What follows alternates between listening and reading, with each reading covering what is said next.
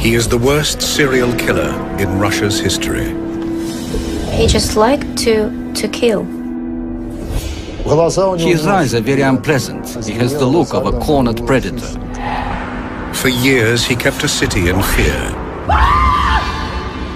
For years, he taunted the police. We just wanted to catch him, to stop people being killed. He preyed on the lonely and vulnerable.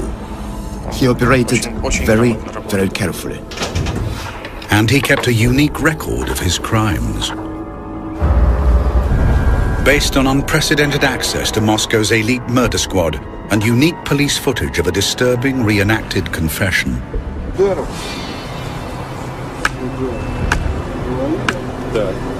This is the untold story of the hunt for Russia's most prolific serial killer.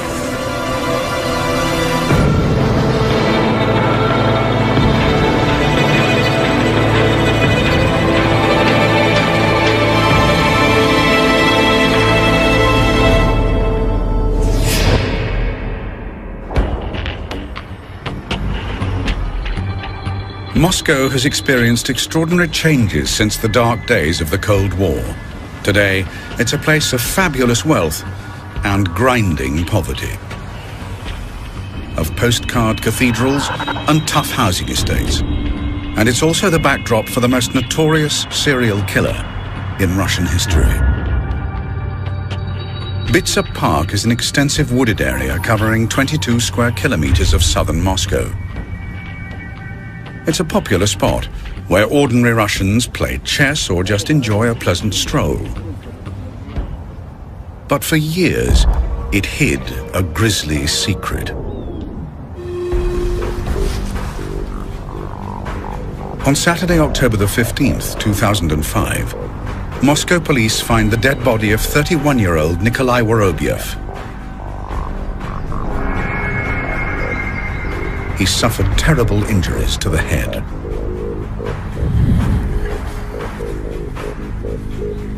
Denis Adamenko was one of the first policemen on the scene. It was here, exactly at this place, where we found one of the victims. Of course, when we found him, it wasn't a pleasant sight. He had numerous brain injuries. A bottle was stuck into the head and the brain was strewn all over the ground nearby. A month later, another body turns up, that of 63-year-old Nikolai Zakharchenko. Almost 2 weeks later, another, Vladimir Dedukin, and a week later, another, Nikolai Koryagin. By Christmas, 7 bodies have been found murdered and mutilated in Bitsa Park. Not one of the bodies has been concealed, and none of the victims has been robbed, but all of them have the same horrific trademark injury, a vodka bottle or stick forced into the bloody gaping wound at the back of the head. It was obvious from the beginning, it was a serial killer.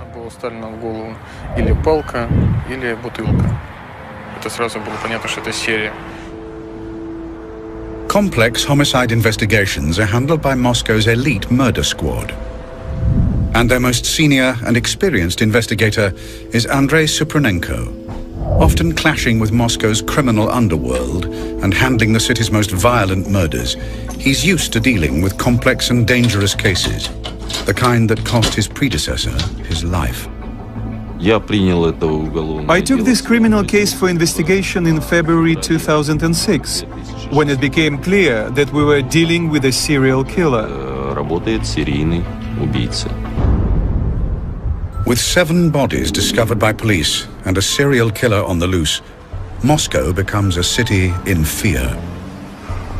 Investigative journalist Yana Zhalkinskaya is immediately drawn to the case and begins to cover the story for the Russian and British press. We realized that it's a serial killer, it's a maniac operating in Bitsa Park. We called him Bitsa Maniac. People were frightened, and Bitsa Park is a very popular place for recreation, but the people were scared to go there because there was a feeling of danger. Despite discovering so many bodies, police have few clues to the identity of the Bitsa maniac. Убийца не оставлял ни одного следа. The killer didn't leave any trace. We tried to pick up different objects from the crime scene, but our analysis didn't show any trace. No fingerprints, nothing. He operated very, very carefully. Очень грамотно работал. The investigators need all the help they can get. They turn to the one man who can assist them. Professor Vladimir Vorontsov is one of Moscow's most senior and experienced forensic examiners. He's been inspecting murder victims in the Russian capital for nearly 40 years. It falls to him to determine the exact nature of the victims' gruesome deaths. All the injuries were inflicted in the head area, and there were very many of them. The most massive injuries would be made on the back and side of the head and on the face. It was like a calling card for this criminal, his signature. These are the skulls of some of the victims found in Bitsa Park, and they have suffered massive injuries.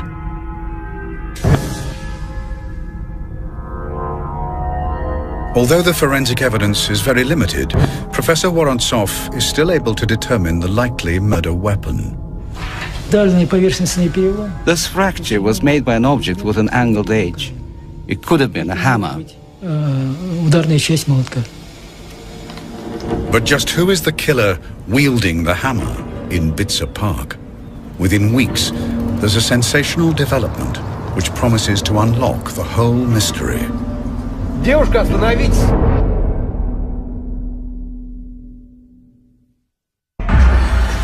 By January 2006, Moscow police have 7 unsolved murders on their hands, all battered with a hammer in Bitsa Park in southern Moscow. All with the same telltale injury, the neck of a vodka bottle embedded in the gaping wound at the back of the head. And for senior investigator Andrei Supranenko, there's virtually no evidence to go on. Whether the killer was a man, a woman or child, nobody knew anything. Whether he lived in the area or used to live there, whether he knew the park well, nobody knew anything. With little concrete information to go on, rumors and theories abound. But one place close by attracts the special attention of the investigators. Could the killer be right under their noses? There is a psychiatric sanatorium on the edge of Bitsa Park. Some of the stable patients would be allowed to go for a walk to Bitsa Park. They would have a day release. And there was this theory that the killer could be the patient of this sanatorium who escaped and was hiding in Bitsa Park and killing people. A considerable number of people were checked. Anyone who was a bit suspicious was stopped and questioned by police. But without a prime suspect, the psychiatric patient theory goes nowhere. But then there was another more compelling line of inquiry. The victims were mainly men and middle-aged. They were really people nobody cared about and nobody would be looking for. We thought, since it was only men who were the victims from the very beginning, that it might be a woman. No one knew the real motives to the crimes. We were looking at various possibilities. 200 Moscow police stake out Bitsa Park. Their task is to stop and question anybody suspicious. But the park is vast. Covering an area of 22 square kilometers, their chances of catching the killer red-handed are remote.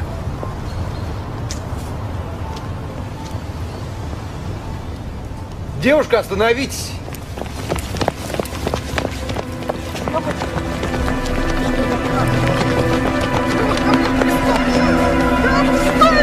Что вы делаете?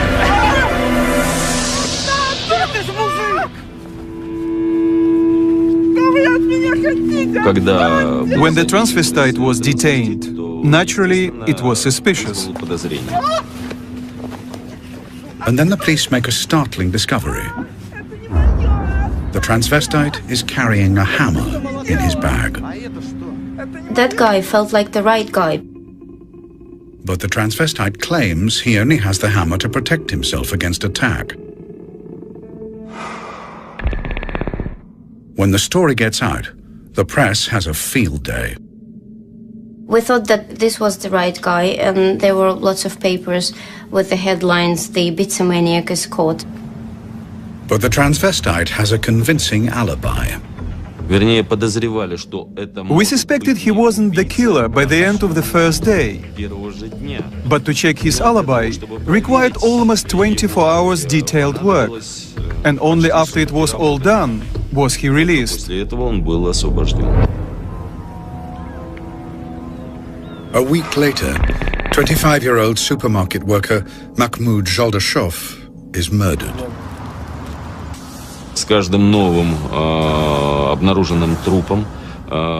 With each newly discovered body, the coverage in the media was getting more and more intense, and police and prosecution chiefs were pushing us to find and detain the killer as soon as possible.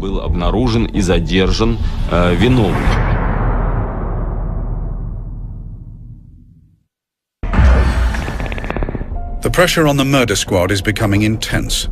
They're struggling to keep on top of the growing body count, which now stands at 12. Additional investigators like Elena Pomyazina are brought onto the case. We had to have a team ready for when new events hit us. New murders happened. Then there is a significant development. At some point, and with a reason which wasn't clear for us, he switched to killing women. In April 2006, investigators find the body of 48-year-old supermarket worker Larisa Koligina. 2 months later, they find a 14th victim. In June 2006, another body was discovered. A body of a woman with the same kind of wounds. Typical ones, like all the others before. So we knew we had another case to be investigated. Then investigators make a crucial discovery: a metro ticket in the murdered woman's coat.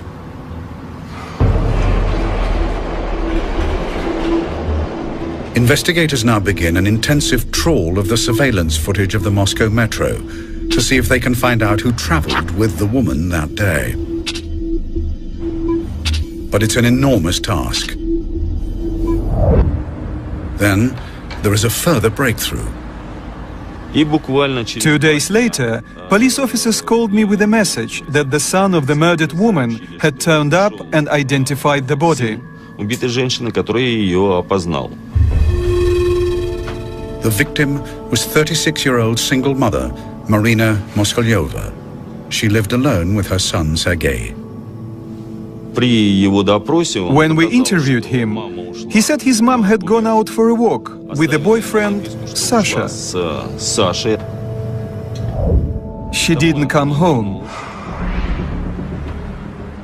As investigators piece together Marina's last known movements, her son delivers a key piece of evidence. Before she left, Marina had tried to call her son on her mobile to tell him where she was going, but it wasn't working. She left a note saying where she was going and who with. She left his name and phone number. The phone number was registered to a 32-year-old supermarket worker, Alexander Pichushkin.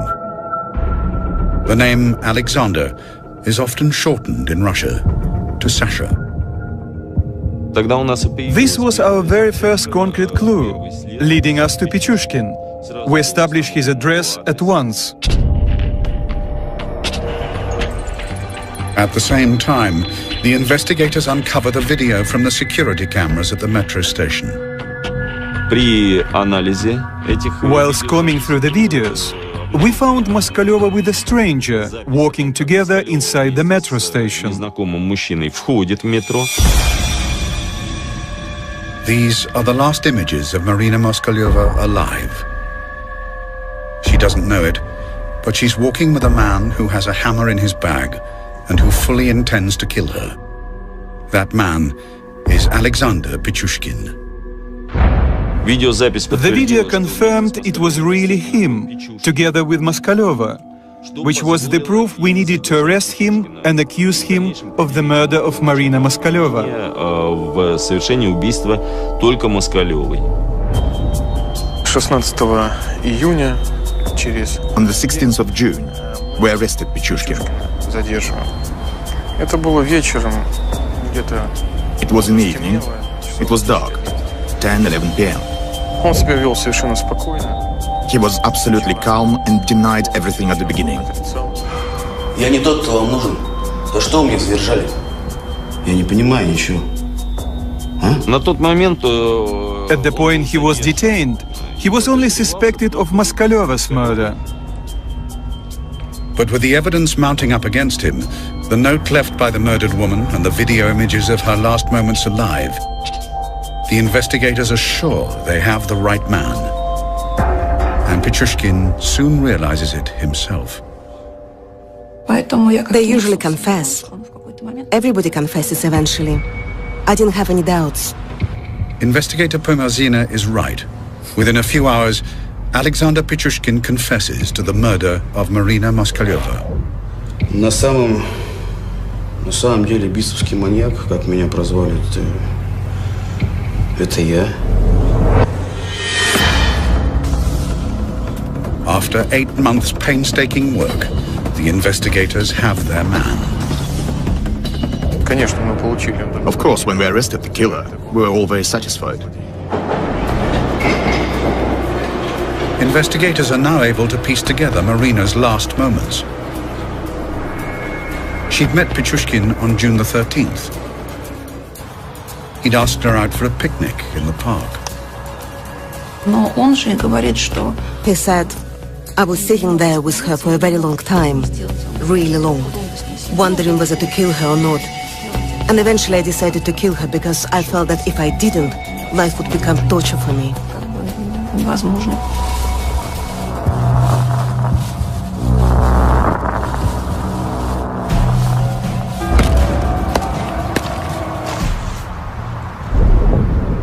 Investigators suspect Pichushkin of committing 14 murders in Bitsa Park. But what comes next is a complete shock. Of course, none of us could expect the true number of crimes he had committed. Я на самом деле совершил 61 убийство. И все 60 из них я совершил в Бисовском парке.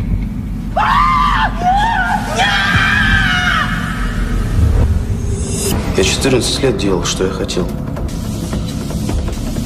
Я был почти что Богом. It's an astonishing confession. When he confessed, it was a complete shock for everyone because it's an enormous figure. 60 victims would make Pichushkin Russia's most prolific serial killer. More prolific even than the depraved Ripper of Rostov, Andrei Chikatilo. We needed to check it all, which was going to be a great deal of work to do. And then the investigators find something that make them think Pichushkin's story might just possibly be true. After Pichushkin was detained, there was a search of his flat.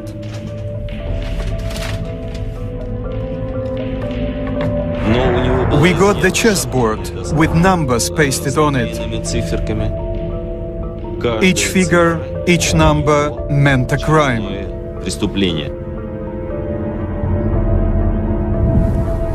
Я хотел убить по одному человеку на каждую клеточку моей шахматной доски. But was this extraordinary confession true?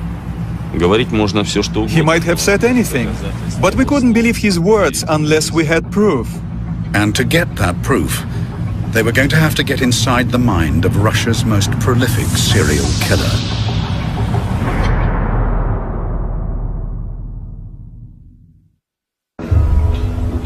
In June 2006, after finding 14 bodies in Bitsa Park, the Moscow murder squad arrest Alexander Pichushkin on suspicion of being the Bitsa maniac. But under interrogation, Pichushkin confesses to not just the 14 they know about. He says he has killed more than 60 people, making him the most prolific serial killer in Russian history. Почти что Богом. But is his claim true? Each of the claims has to be individually checked and proven. It's an enormous task. One of the names Pichushkin provides to investigators is that of Vladimir Fomin, a young man who vanished without trace in 2003. Nikolai Fomin recalls the day his son disappeared. Well, he left on October the 14th, 2003 at about 7 in the evening to buy cigarettes. We never saw him again. He was a very good, responsive, kind man. He helped all his friends and took care of his newborn child. In 2006, investigator Pumirzina called me. She asked me to come for an interview to Leninsky Prospect, and there I learned that all the cases about the missing people had been combined into one case, the Pichushkin case. To continue building their case against him, prosecutors need to keep Pichushkin talking. The job falls to Valeria Sushkova. My job was to keep him talking, to establish a psychological relationship with him. Я им был как отец. Я открывал им дверь в другой мир. Первое убийство как первая любовь. Его никогда не забудешь. Чем ближе человек, тем приятнее убивать.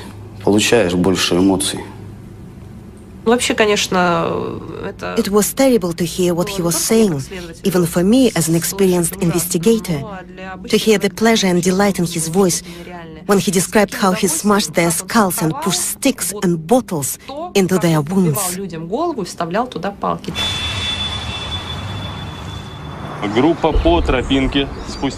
In Russia, to avoid any doubt in court, investigators take the accused back to the scene of the crime and get them to reenact exactly what happened, and they film the results. In the case of Pichushkin, investigators need to verify his astonishing claims, but they are also keen to deny him the obvious pleasure he takes from reliving his brutal acts of murder. Investigator Maxim Zharkov is the official cameraman. I traveled with Pichushkin to Bitsa 27 times in all, and filmed over 40 hours of video with him. Pichushkin has an amazing memory for the details of his crimes. Ясно. А покажи, пожалуйста, на манекене, вот как ты наносил удары. Я вот так вот достал молоток, бежал к нему и ударил. Заточенной частью? Нет. Ну, в смысле, заостренной? Тупой. Тупой, да? Тупой часть ударил. Он заорал сильно. Я, по-моему, ударил еще чуть сразу. Он завалился вот так вот. Настав? Да, типа такого. Так, и дальше? Дальше я нанес ему еще несколько ударов. Удар. По голове. Так. Разбит. Вставил ему бутылку. Так. Водки. Голову. Вначале палки достал, потом все не подходило, я их достал, выкинул. Вставил бутылку. Кипел очень сильно.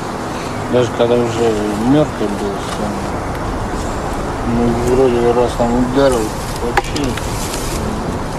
Именно тем, что он... The fact that he remembered what to him were the significant moments in the tiniest of details was very helpful. He knew the woods very well and showed us the exact places where he was killing people. Denis Adamenko is the officer handcuffed to him throughout his confessions in the forest. I only had one thought. I wanted him to show us as many as he could, to tell us everything, where he dumped people, where he left them.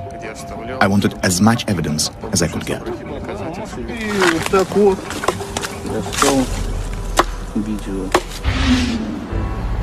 But the case against Pichushkin can't just rely on his confession. When forensic investigators examine the head wounds of Boris Grishin, a 64-year-old man who was killed in Bitsa Park on December the 19th, 2005, they make an intriguing discovery. При исследовании препаратов кожи we found bits of plastic in the wounds when examining the skin samples. Значит, типа пластмассы. И было предположительно сделано вывод о том, Our preliminary conclusion was that this bit of plastic could be part of the object used to strike the blows. Moscow police recovered this hammer. Pichushkin claims to have used it, but they need to prove that it is in fact the murder weapon. И при исследовании этого молотка на нижней поверхности As we were studying the hammer, we found some deep scratches on the surface of part of the handle at a point close to the head. And as we compared it to the particles we'd found, it became very clear that they were part of this handle.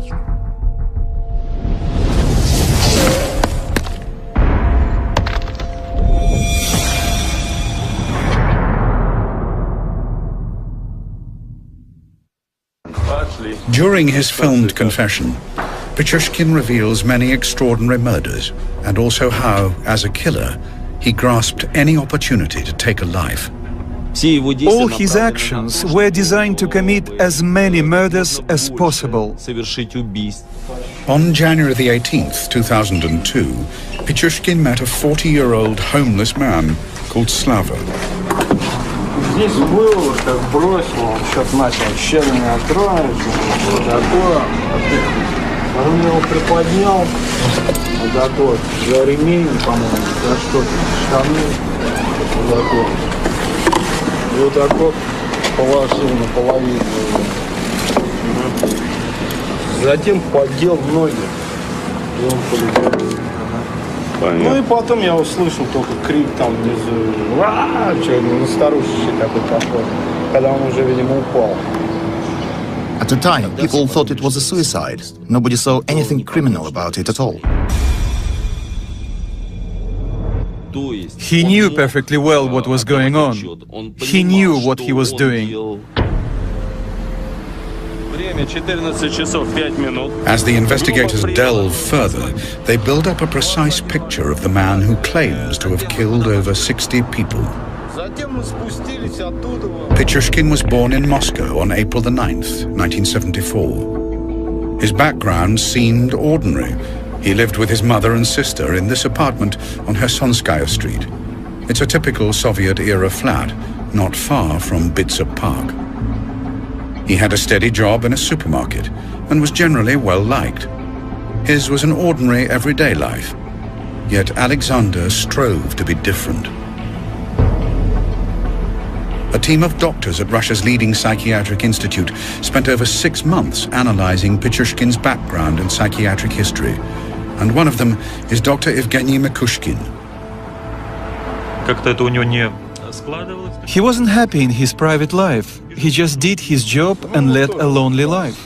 As far as we know, he tried to live with women on several different occasions and even tried to start a family, but he failed.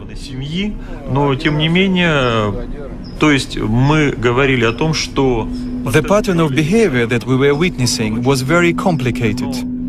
But there was a certain pattern, a striving to murder and to aggressive sadistic activity.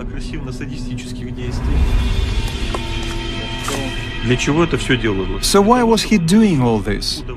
To get a kick out of it, to get satisfaction and a sexual release. Certainly, This is a display of aggressively sadistic syndrome, aggression and cruelty, a discharge of his aggressive intentions. His one gift was a knack for getting on with people and putting them at their ease. He could make an acquaintance easily and found it easy to keep contact with them without ever giving his victims a chance to relax and feel the danger. And when the right moment came, he just smashed their heads in.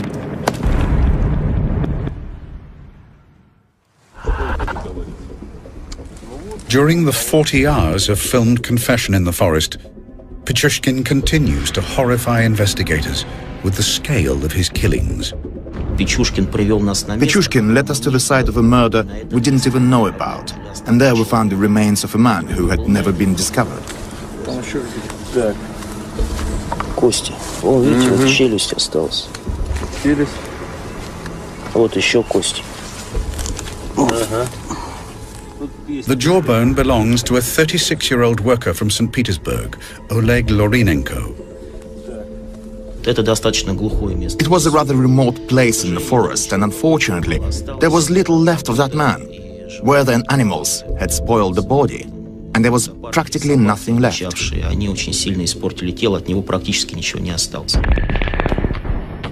Lorinenko is Pichushkin's 15th victim found in the forest. But the chessboard killer claims to have murdered more than 60 people. So where are the other 45 bodies? Trawling their records, investigators are drawn to an unsolved crime in Bitsa Park 4 years earlier.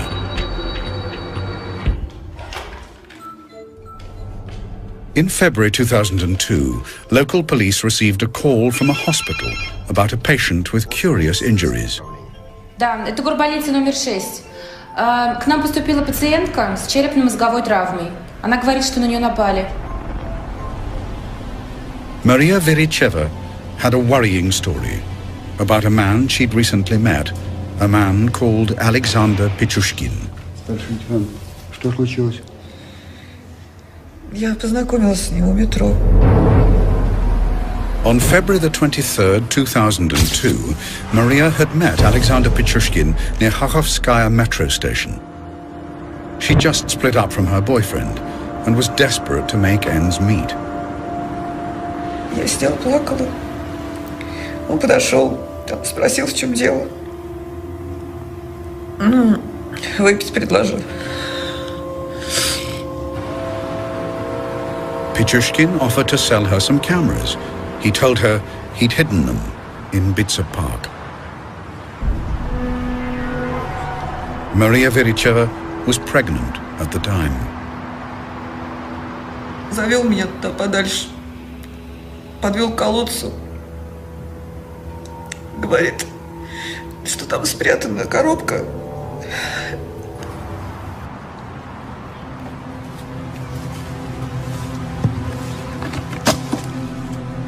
Подошли, велел заглянуть в колодец.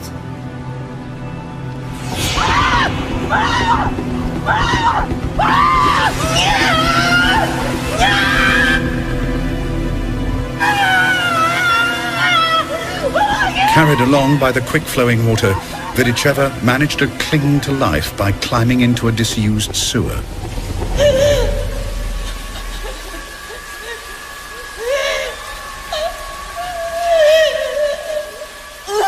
After being trapped for more than 20 hours, she eventually found the strength to climb from the sewer.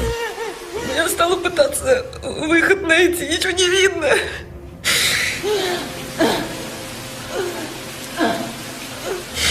Я все время думала, что ребенка потеряю из-за какого-то подонка. At the time, despite Viricheva's detailed statement, local police decided not to pursue the investigation. I mean, she knew who tried to kill her and knew where to find him. But the local policeman asked her not to push it, just because he didn't want to deal with what he thought was a rubbish case. He thought it wasn't important. I didn't want to do extra work.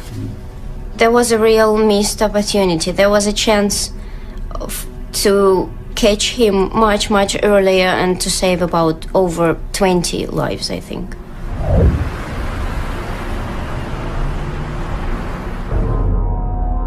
The sewers prove the key to uncovering how Pichushkin disposed of the rest of his victims. Александр, что это за колодец? Ну вот в этом колодце я утопил. Сколько всего человек? Ну сейчас сколько, по подсчетам, получается человек 16, по-моему. Можно более точно. This is just one of the sewers Pichushkin used. There is a network of drainage systems beneath Bitsa Park, serving all of southern Moscow.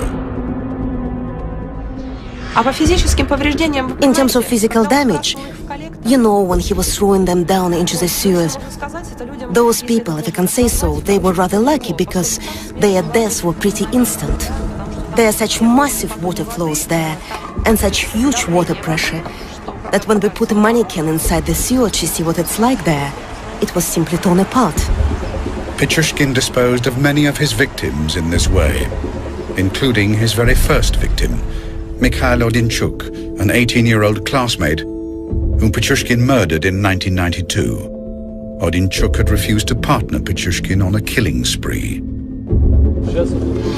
Then, in February 2002, Pichushkin dumped the body of a homeless boy known only as Mitka, who was just 9 years old.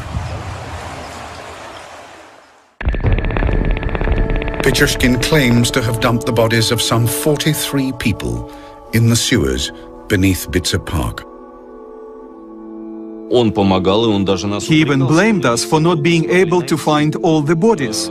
Seriously, he blamed us for not working hard enough. We even had to say that if he hadn't thrown the bodies into the sewers, if he was to leave them on the ground, we would have found them all. But one question remains. Just why does Pichushkin change from disposing of his victims in the sewers, where they just disappear, to leaving them in the open, where they're almost guaranteed to be found? I got the impression that he couldn't keep it to himself, that he needed everyone to know.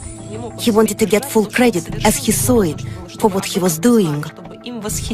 I think deep in his heart he wanted to be caught. He wanted the attention and he wanted the fame, and he just couldn't keep silent anymore. Alexander Pichushkin is about to get his moment in the spotlight. Moscow prosecutors have built up a solid case against him, with enough evidence to charge him with 49 individual counts of murder. Under the gaze of the world's media, the chessboard killer has one last game to play.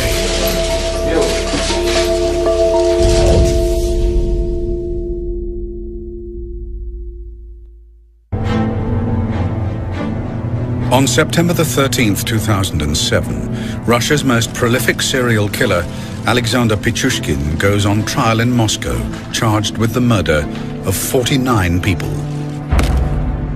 It's the culmination of a killing spree that has lasted for over 15 years and has kept an entire city in fear. I attended the court hearings. It was a real performance for him. He wanted the attention, and that was the place where he could get that. There was the jury, there were the press, there were the prosecutors and judge, and it was all about him, and he was really enjoying that. All he wanted was for the jury to be present in court, so that he had as big an audience as possible. And he spoke with great pleasure in court about all the things he did. He was really enjoying it. This is Pichushkin's moment in the limelight, and he plays it to the full. He is asked if he has any regrets. Pichushkin paused for a minute and then said, "Yes, I do regret one thing. I regret you arrested me so early. I was planning to murder another woman in 2 days' time."